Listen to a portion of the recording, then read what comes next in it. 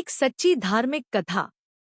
एक गांव में एक लड़का जिसका नाम राजू था, वह अपनी माताजी जिसका नाम शालू था, अपने बेरोजगार बेटे के साथ अपने घर में जैसे तैसे अपना जीवन यापन व्यतीत कर रहे थे। क्योंकि राजू इतनी ज्यादा पढ़ाई करने के बावजूद भी उसे किसी प्रकार की अभी भी नौकरी नहीं मिली थी, जिस कारण से उसकी माँ शालू किसी तरह से कोई भी किसी के घर में काम करके या तो वहां से लकड़ी लाकर उसके घर का खर्चा चल पाता। वह एक दिन जब राजू बाहर से खेल कूद कर घर आता है, वह अपने माँ को कहता है कि मम्मी, मुझे एक दोस्त ने शहर बुलाया है काम करने के लिए। तभी उसकी माँ कहती है कि नहीं बेटा, शहर नहीं जाना है, वहाँ के हालात सही नहीं रहते हैं, हम लोग यहीं पर रहो, जो करना है छोटे मोटे काम करके अपना जीवन सुखी सुखी मेरे साथ व्यतीत करो। लेकिन फिर भी उसकी मम्मी की बात ना संकरा, जो कहता है कि नहीं, मुझे तो शहर जाना है, मेरा दोस्त वहाँ अच्छा कमाई कर रहा है। उसके बाद उसकी माँ कहती है कि अच्छा ठीक है, तुम चले जाना, लेकिन इससे पहले वादा करो कि अगर वहाँ तुम्हें ऐसे ही काम नहीं मिलेगा तो तुम घर पर वापस आ जाओगे। उसके बाद दूसरे दिन शालू कहती है कि चलो मैं तुम्हें मंदिर लेकर जाऊंगी, वहाँ श्री गणेश जी का आशीर्वाद लेकर तुम्हें शायद जाने के लिए निकलना चाहिए। शालू और राजू दोनों श्री गणेश जी की आशीर्वाद लेने के लिए घर से निकलता है और मंदिर जाता है। मंदिर जाकर श्री गणेश जी से आशीर्वाद लेकर वापस आता है। फिर उसके बाद वह शहर के लिए काम करने के लिए अपने दोस्त के पास निकल पड़ता है। वहां जाने के बाद से एक गिरा पड़ा मतों निकले स्तर का काम मिलता है, लेकिन फिर भी उसके लिए वह सही था, क्योंकि उसके पास पैसे बहुत कम पर घर की हालत बहुत खराब थी, किसी प्रकार की नौकरी नहीं मिल रही थी और उसका नाम से रखो ज्यादा परेशान रहता था। एक समय ऐसा आया कि उसकी मम्मी को राजू का महीनों तक कोई खबर नहीं मिल पा रहा था, जिस कारण से उसकी मम्मी बहुत ज्यादा चिंतित था। उसके बाद होगा राज्य के दोस्त के घर मिलने जाता है और कुछ पाया गया जो का क्या हाल चाल है, बहुत दिनों से ना तो उन्होंने पैसे भेजे और ना ही फिर बातचीत किया है। तू ही राजू का दोस्त कहता है कि राजू शहर में अपना काम करने के लिए सेठ से कुछ पैसे उधार लिए थे, लेकिन काम सही नहीं होने के कारण वह पैसे सारा खत्म हो चुका है।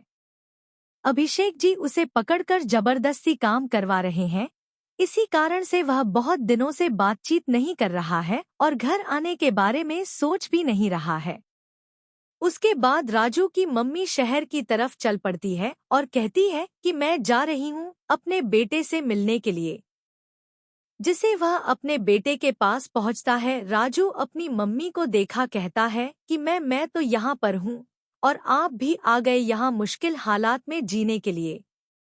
उसके बाद शालू कहती है कि ऐसी कोई बात नहीं है, मेरे पास बचे हुए पैसे हैं, उसे बेगमपेट से कुछ दिन की मोहलत मांग लूंगा, फिर उसे बाद में वही पैसे चुका दूंगा। उसके बाद उसे मम्मी से एक से बात करती हो कहती है कि मुझे कुछ दिनों की मोहलत दी जाए, मैं सपना सारा पैसा चुका दूंगी। फिर तो लोग अपने बेटे को लेकर गांव की तरफ निकल पड़ता है और घर में जाकर कोई अपना छोटा मोटा बिजनेस करने के बारे में सोचती है। जिसे वह बिजनेस करने के बारे में सोच ही रहे थे कि उसके घर के बाहर एक व्यक्ति आता है और कहता है कि माँ जी, आपको ज्यादा चिंतित लग रहे हैं, मुझे बताइए क्या बात है। शालू वैसा ही करती है, वह अपने घर में जलेबी की दुकान खोल देती है। रेलवे की दुकान काफी अच्छी तरह से चलने लगती है। चालू जब भी जलेबी की दुकान बोलती थी, उसके दुकान के सामने बच्चे जो किया ना होते हैं वहां जाते थे, लेकिन सालों से बिल्कुल भी अच्छा नहीं करती थी।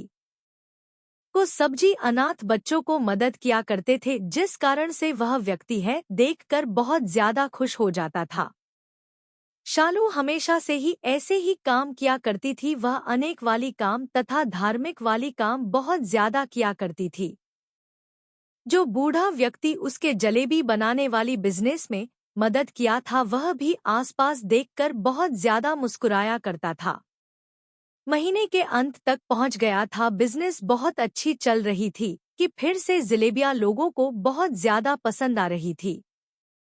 जो बूढ़ा व्यक्ति उसके साथ जलेबियां बनाया करता था वह हंस जलेबियां बनाने में बहुत ज्यादा निपुण था, जिस कारण से सभी लोगों को उसकी जलेबियां काफी ज्यादा पसंद आ रही थी। मई के अंत में शालू बूढ़ा व्यक्ति से पूछती है कि 1 महीना हो गया है, हम लोग का बिजनेस तो बहुत अच्छा चल रहा है, लेकिन आपकी मजबूरी क्या होगी बताइए। सभी लोग हिसाब कर कर अपना अपना मजबूरी बांट लेंगे। तभी वह बूढ़ा व्यक्ति कहता है कि मेरा ना ही इस दुनिया में वही है और ना ही मुझे मरते वक्त धन इकट्ठा करने की जरूरत है। इससे अच्छा होगा कि आप अपने बेटे के लिए तथा अपने बेटे के बेहतर भविष्य के लिए इंसान को बचा कर रख ले। तू उस व्यक्ति से कहती है कि क्या आपने जो मेहनत किया है उसके बदले में कुछ भी नहीं लेंगे। तभी वह बूढ़ा व्यक्ति कहता है, मेरा तो काम ही है लोगों का मदद करना, तुम जो अपने हिस्सों में से अनाथ बच्चों तथा बेसहारा लोगों को खाना खिलाया करती है, यह बात मुझे बहुत पसंद आती है और यही मेरी मजदूरी है। उसके बाद शालू कहती है कि अच्छा आप कौन है जो सबकी मदद करते हैं। भगवान श्री गणेश तुरंत अपने प्रकट हो जाते हैं और उस बुढ़िया के सामने प्रकट जाता है। शालू देखकर आश्चर्यचकित रह जाता है और वह हमेशा उसी दिन से भगवान श्री गणेश जी की पूजा आराधना में बहुत ज्यादा विलीन हो जाता है। अब तो उसकी अच्छी खासी बिजनेस चल रही थी और फिर राजू भी अपना अलग काम करने के बारे में सोचने लगा था, जिस कारण से उसका घर परिवार अच्छी तरह से गुजर बसर होने लगा था। आगे चलकर राजू ने शादी करने का फैसला किया। साधु उस दिन बहुत खुशी देख क्योंकि उसकी बेटी की शादी होने वाली थी। इसी तरह से तीनों लोग एक परिवार बनाकर सदा के लिए एक साथ रहने लगे थे।